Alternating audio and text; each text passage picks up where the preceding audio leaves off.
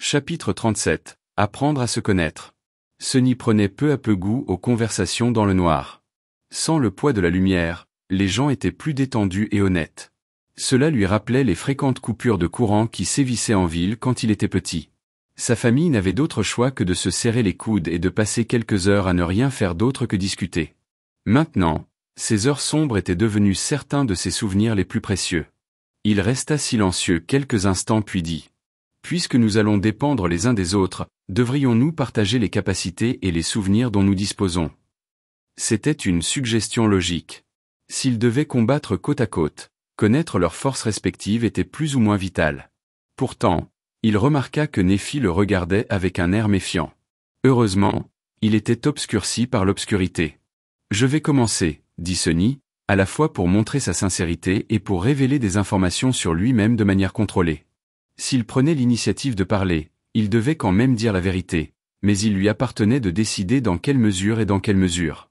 En revanche, s'il posait des questions et qu'il devait répondre, les choses deviendraient imprévisibles. Mes attributs me confèrent une affinité avec les ombres. J'ai aussi une légère affinité avec la divinité. Enfin, je suis sujet à des situations improbables. Cassie écouta attentivement, puis baissa la tête, comme si elle était gênée. « Il dit la vérité.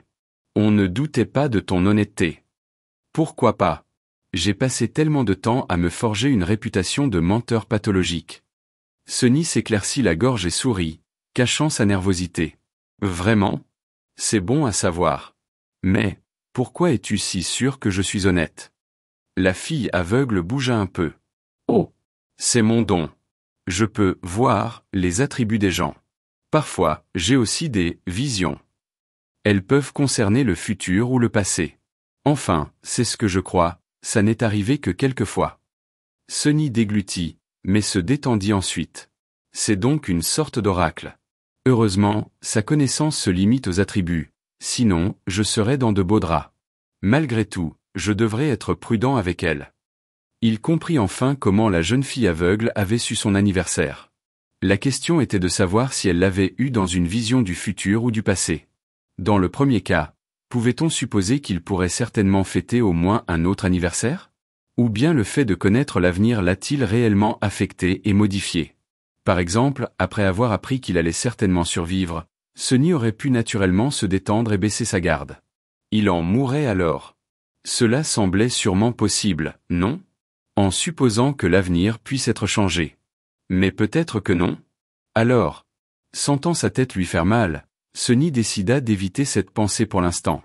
Il dissimula plutôt son trouble intérieur et dit d'un ton amical : « C'est une bonne capacité. En parlant de capacité, vous avez déjà vu la mienne. Mon ombre peut se déplacer seule et explorer. Elle n'a aucun effet sur le monde matériel, mais nous partageons la vue et l'ouïe.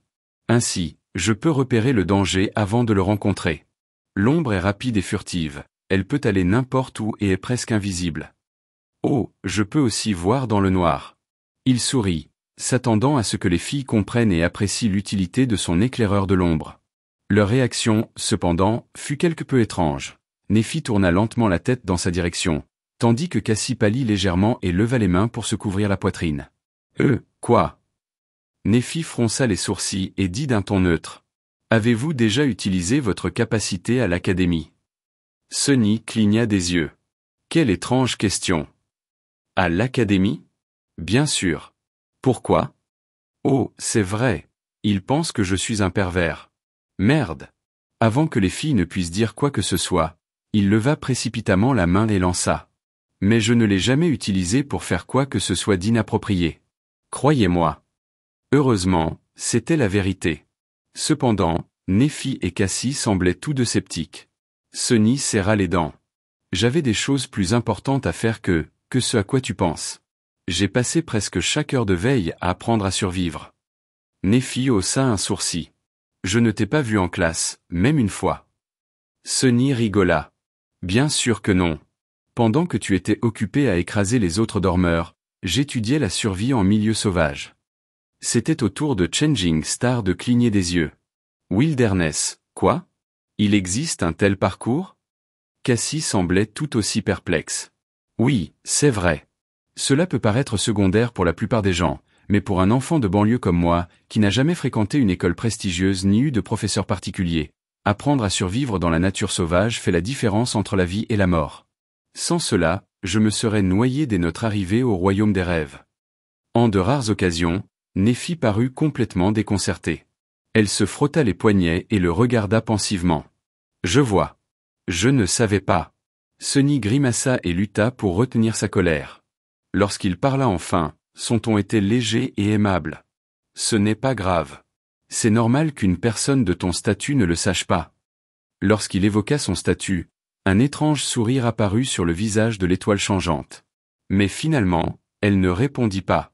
Sunny a continué. « Bref, c'est ma capacité. Quant aux souvenirs, j'en ai 3. Une armure, une épée, et une cloche vraiment puissante. C'était maintenant leur tour de partager. » Après une courte pause, Néphi prit la parole. « Mes attributs me confèrent une affinité avec la lumière et le feu, ainsi qu'une forte appartenance à la divinité.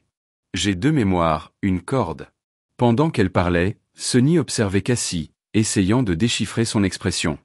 D'après ce qu'il voyait, Néphi disait la vérité, mais pas toute la vérité. Et à en juger par les efforts de la jeune fille aveugle pour dissimuler ses véritables sentiments, le secret caché parmi les attributs de l'étoile changeante n'était pas anodin. Intéressant. Et une épée. La corde est très solide et sa longueur peut varier. L'épée est très tranchante et peut protéger son porteur des attaques des âmes, dans une certaine mesure.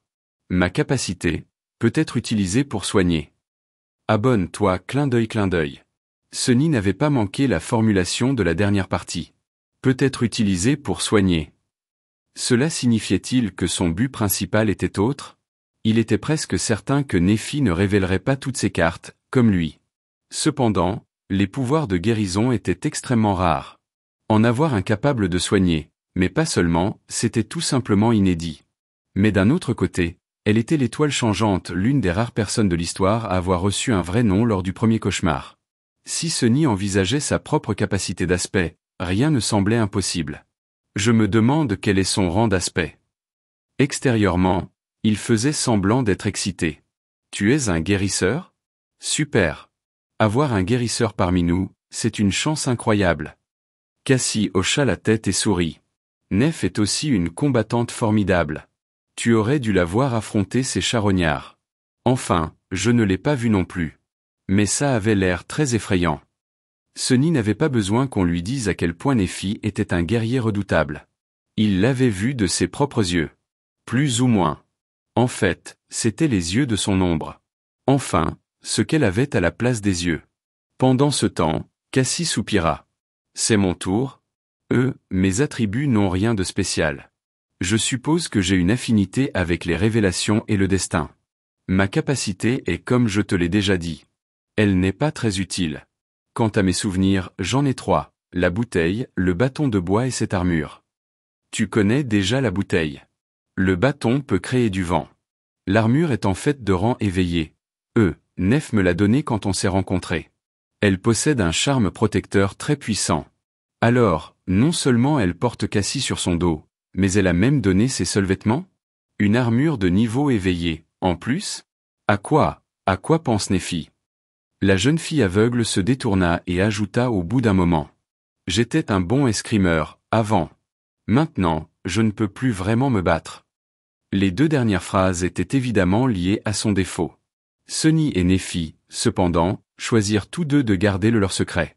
Même si connaître le défaut de son compagnon était aussi important pour coopérer et se soutenir mutuellement, partager un tel détail exigeait une confiance très élevée. Pour l'instant, il n'y avait aucune confiance entre eux. Et même si c'était le cas, Sunny n'avait pas l'intention de partager son défaut avec qui que ce soit. Néphi, lui aussi, semblait avoir beaucoup de secrets.